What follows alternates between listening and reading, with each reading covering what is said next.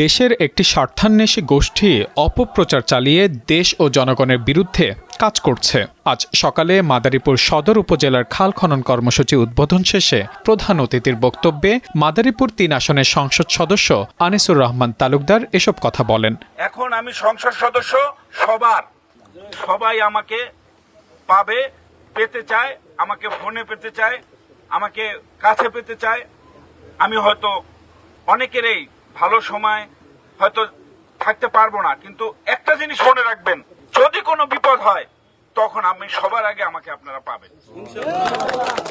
এটা মনে সাহস রাখবেন, বিপদ যত বড়ই হোক আমি আপনাদের রেখে পালিয়ে যাব না। বিএনপি নির্বাচনী ইশতেহারের অংশ হিসেবে সারা দেশে খাল খনন কর্মসূচি বাস্তবায়ন শুরু হয়েছে। গেল ১৬ মার্চ দিনাজপুরে এই কর্মসূচির উদ্বোধন করেন প্রধানমন্ত্রী তারেক রহমান। সেই উদ্যোগকে এগিয়ে নিতে আজ মাদারীপুরেও শুরু হয়েছে এই খাল খনন কর্মসূচি।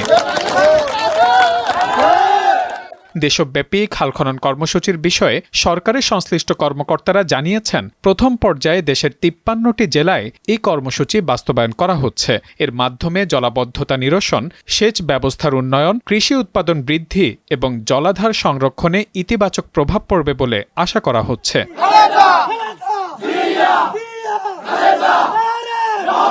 সংসদ সদস্য আনিসুর রহমান তালুকদার বলেন, আগে সামাজিক যোগাযোগ মাধ্যম ব্যবহার করে বিভ্রান্তি ছড়ানো হতো, এখন বিভিন্ন আর্থিক মাধ্যম ব্যবহার করে প্রভাব বিস্তারের চেষ্টা চলছে। তবে জনগণ এসব বিষয়ে সচেতন রয়েছে বলেও তিনি উল্লেখ করেন। তিনি দাবি করেন, দেশের মানুষ উন্নয়নমুখী কর্মকাণ্ডের পক্ষে রয়েছে এবং বেগম খালেদা জিয়া ও শহীদ প্রেসিডেন্ট জিয়াউর রহমানের আদর্শে আস্থা রাখে। আমি আপনাদের নিয়ে একদিন বসে আমি সারা দিনের জন্য বসবো, সবার কথা শুনবো, আপনাদের সমস্যার কথাগুলো শুনবো, ঠিক আছে? আর যে মেইন কাজ, যে খাল আর যে রাস্তা, যে কালভার্ট গুলো করা দরকার ছিল, সেগুলো অলরেডি বিভিন্ন প্রজেক্ট আমি দিয়ে দিছি। ইনশাল্লাহ আপনারা টেন্ডার হলেই ডিসেম্বরের মধ্যে ফলাফল পাবেন যে আপনাদের উন্নতি কি হয়েছে। আপনাদের এই দুইটা ব্রিজ সবচেয়ে ইম্পর্টেন্ট, ওই 3টা ব্রিজ আমরা ইনশাল্লাহ আপনাদের দিয়ে দিছি। 3টা ব্রিজ আপনাদের হয়ে যাচ্ছে। এ সময় তিনি আরো বলেন, দেশের বিরুদ্ধে ষড়যন্ত্রকারীরা নির্বাচিত নেতৃত্বকে দুর্বল করার চেষ্টা করছে। এ সময় সবাইকে অপপ্রচার সম্পর্কে সতর্ক থাকার আহ্বান জানান তিনি।